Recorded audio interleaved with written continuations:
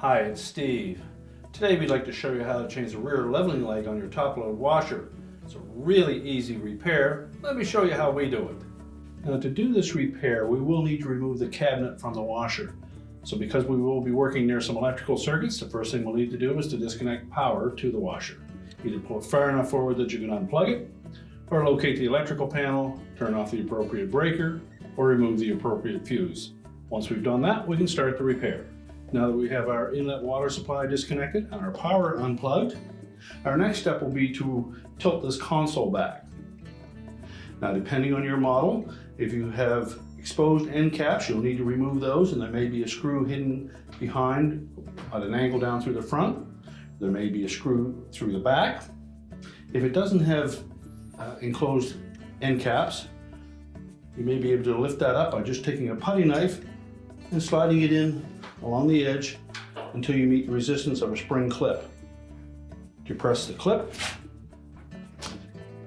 and pull up on the front of that console to release it. We'll do the same on the opposite side.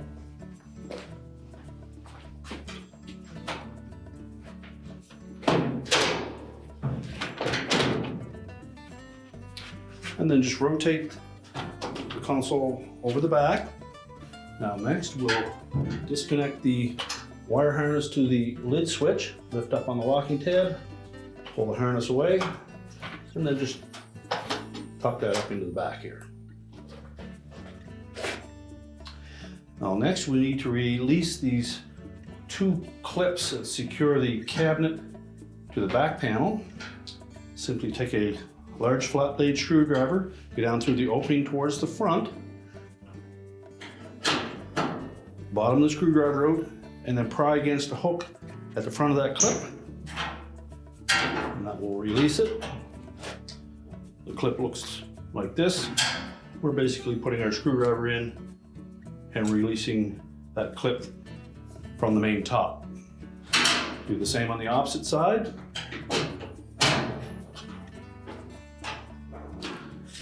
And then we'll just set those two retaining clips aside. Now next we'll raise the lid slightly, and then we're just going to tilt that whole cabinet assembly back towards us. Watch that you don't jam your fingers against the tub.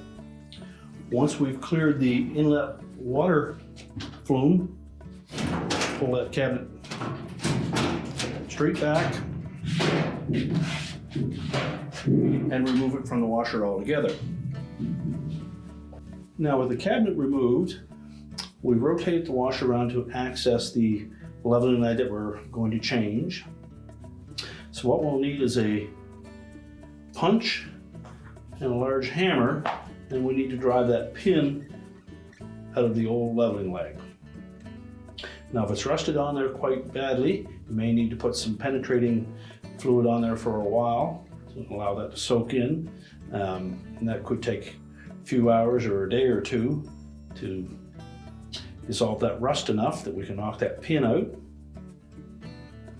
And then either knocking the pin out from the back or the front, it doesn't matter.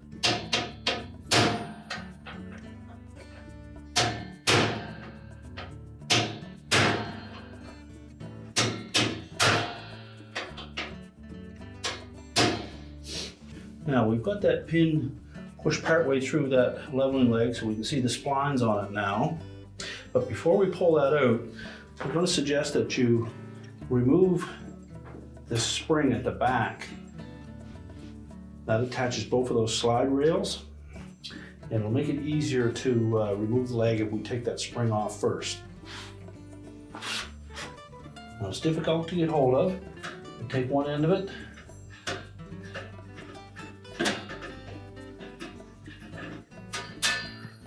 stretch it enough that you can unhook the slide rail.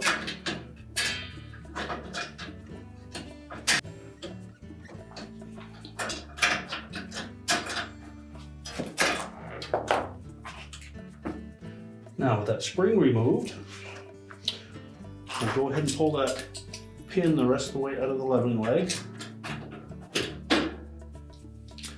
We can discard the old one.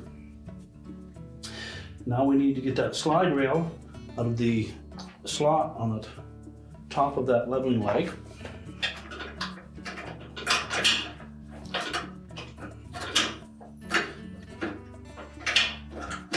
Now once we have that removed, you may need to lift up slightly on that washer to pull the old leg out of the way.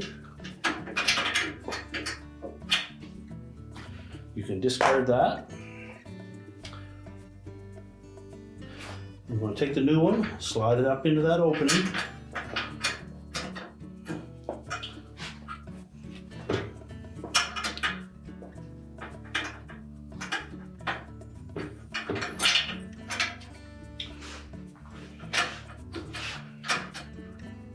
And we want to line that slot up on that leveling leg with that slide bar at the back.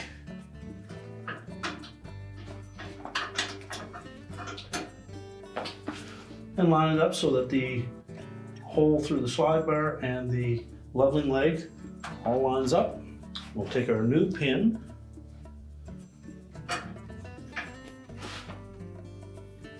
okay, make sure that we've captured that slide bar, and then we need to drive that pin through that leg. Now we suggest using 2 hammers for this, one up against the back side of it and a smaller one to drive that pin in.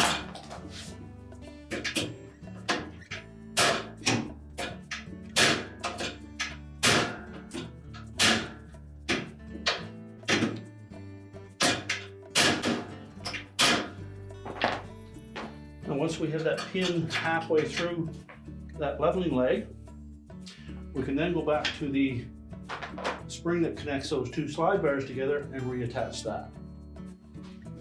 Now we'll take that spring, hook one end of it in to the slotted hole on that slide bar.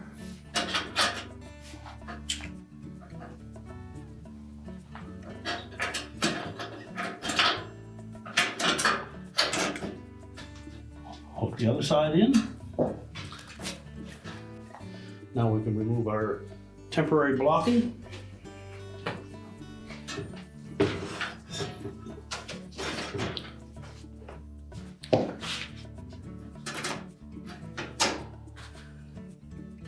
Now we're ready to put the cabinet back on the washer.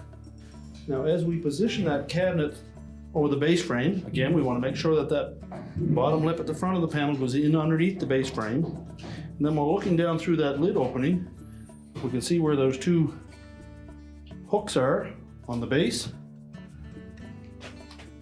And line that up top. Tilt the cabinet back. Also make sure that we pull that back panel forward enough that the cabinet will sit down over the fill valve. Then just check the rear corners to make sure that they dropped into place.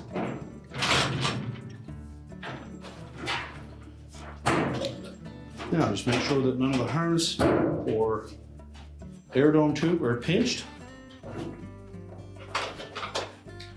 We'll take our mounting brackets and we'll engage the straight vertical end up into that slot on the back. Line it up with the 2 slots in the top and then press it down into place until it latches. Do the same on the opposite side. Put that straight vertical piece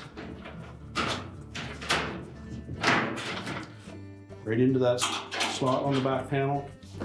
Line it up, snap it into place. We'll reattach our lid switch harness.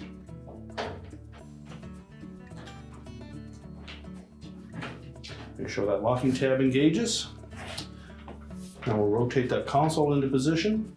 We'll make sure that we hook the rear of that console, those 2 little hook-shaped feet, into the rear holes on the main top. And the spring clips will fit into the larger holes towards the front. Make sure the back panel is tucked up in underneath the top of the console. Line up those rear legs.